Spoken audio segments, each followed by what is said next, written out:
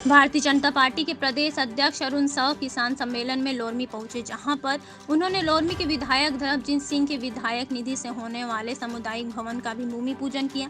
प्रदेश अध्यक्ष अरुण साव ने कहा कि छत्तीसगढ़ में भूपेश बघेल की जो सरकार है वह लबरा सरकार है। यह सरकार भूपेश, अकबर और डेवर के इशारों पर चल रही है। यह छत्तीसगढ़ में लगातार क्राइम बढ़ता जा रहा है और अपराध का गढ़ बनता जा रहा है। छत्तीसगढ़ में हाल ही में 6 साल की बच्ची के साथ हुए रेप की बात भी उन्होंने कही कि छत्तीसगढ़ में अपराधियों का गढ़ बनता जा रहा है। यहाँ पर पुलिस का डर और भय दोनों खत्म हो चुका है। साव ने कहा है कि प्रियंका गांधी छत्तीसगढ़ दौरे पर आई हुई हैं और उन्हें यह दिखाई नहीं दे रहा कि उनकी सरकार जो छत्तीसगढ़ में है वह अपराधियों पर अंकुश लगाने पर असफल हो चुकी है।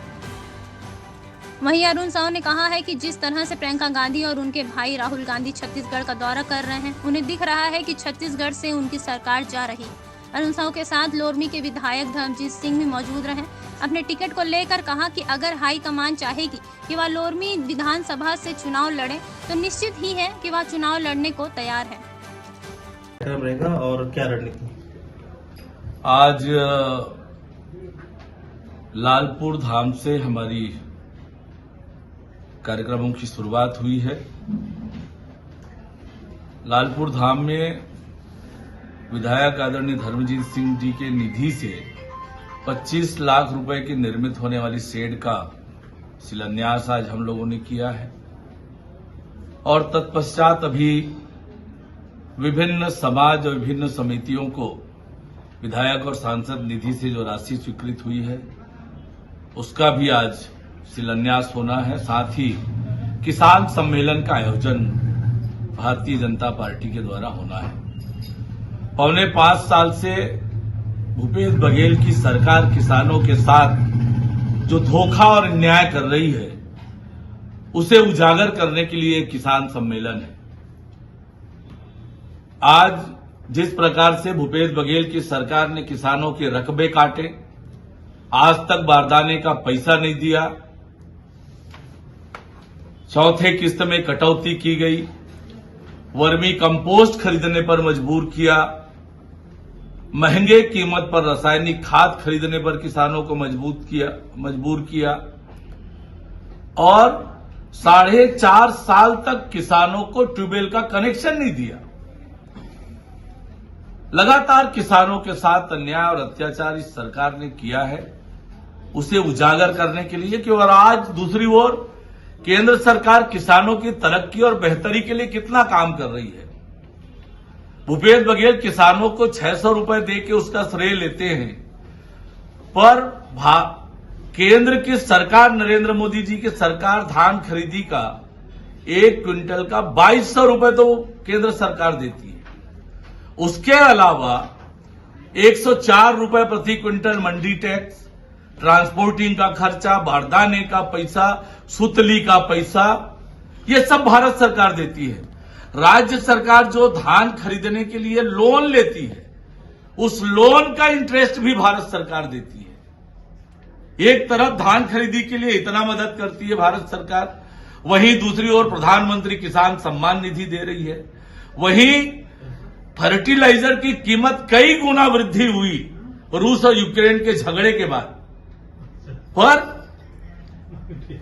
सब्सिडी की राशि बढ़ाकर पूरा पैसा केंद्र सरकार ने अपने ऊपर लिया।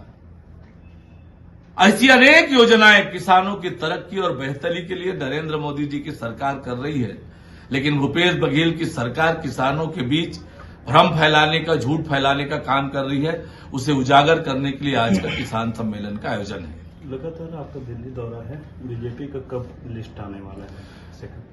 हमारी पहली लिस्ट आ चुकी है, आप सबके ध्यान में है। 21 सीटों पर प्रत्याशी हमने घोषित कर दिया है। शेष बची हुई सीटों के प्रत्याशियों की घोषणा भी बहुत जल्दी हो जाएगी। 33% आरक्षण के लिए बिल पेश किया गया है। क्या आने वाले विधानसभा चुनाव में हर लोकसभा क्षेत्रों में क्या इस नियम को फॉलो किया जाएगा बीजेपी द्वारा? कांग्रेस पार्टी ने वर्षों तक महिला आरक्षण बिल को लटका कर रखा और अब नरेंद्र मोदी जी के नेतृत्व वाली सरकार ने नारी शक्ति वंदन अधिनियम अब वो कानून का रूप ले लिया है, क्योंकि हमारी देश के राष्ट्रपति ने उस विधेयक पर हस्ताक्षर कर दिया है। अब वह कानून बन गया है। संवैधानिक प्रक्रिया का पालन करके महिलाओं के आरक्षण की व्यवस्था प्रारंभ हो जाएगी। मेरा सवाल था, विधानसभा चुनाव में क्या ये महिला आरक्षण लागू, इसमें कुछ अभी समय लगेगा क्योंकि संवैधानिक प्रक्रियाएं हैं जिसका पालन होगा, पर अब वो कानून का रूप ले लिया है। अब शीघ्र ही माताओं बहनों के सशक्तिकरण के लिए जो नरेंद्र मोदी जी प्रधानमंत्री बनने के बाद जो लगातार अभियान चला रहे हैं, चाहे बेटी बचाओ बेटी पढ़ाओ का अभियान हो, चाहे माताओं के मान सम्मान के लिए शौचालय देने का मामला हो, उज्ज्वला गैस कनेक्शन देने का मामला हो, प्रधानमंत्री आवास उनके नाम पर करने का मामला हो, महिला स्व सहायता समूह के माध्यम से महिलाओं को आत्मनिर्भर और सशक्त बनाने का काम हो, नरेंद्र मोदी जी की सरकार लगातार ये काम कर रही है। अब नारी शक्ति वंदन अधिनियम पास होने के बाद अब माताओं बहनों के प्रशासन में सरकार चलाने में एक बड़ी भूमिका सुनिश्चित होने वाली है। लगातार राष्ट्रीय स्तर के नेताओं का छत्तीसगढ़ दौरा होते जा रहा है। आज प्रियंका गांधी जी बस्तर पहुंची हैं, इसको लेकर जी प्रियंका गांधी जी का आगमन आज छत्तीसगढ़ होने वाला है।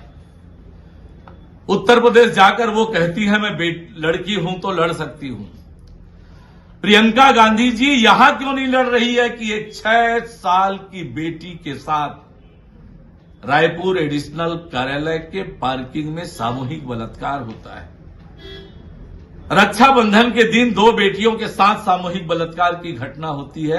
प्रियंका गांधी जी इनके लिए कब लड़ेंगी? शिक्षक दिवस के दिन जसपुर में एक शिक्षिका के साथ सामूहिक बलात्कार की घटना होती है। प्रियंका जी इनके लिए कब लड़ेंगे? और छत्तीसगढ़ आए हैं आप तो 2018 में भी आपके भाई आप कांग्रेस के नेता आए थे। आज छत्तीसगढ़ की जनता को आपको हिसाब देना चाहिए कि आप 2018 के चुनाव में जो वायदे किए थे उन वायदों का क्या हुआ? क्या हुआ शराबबंदी का? क्या हुआ 200 फूड प्रोसेसिंग यूनिट का? क्या हुआ 4 सिलेंडर मुफ्त देने के वायदे का? क्या हुआ महिला स्व सहायता समूह के कर्जे माफ करने का? कांग्रेस के नेताओं को, प्रियंका गांधी जी को इसका जवाब देना चाहिए। छत्तीसगढ़ की जनता आपसे हिसाब मांग रही है कि 2018 में जो आप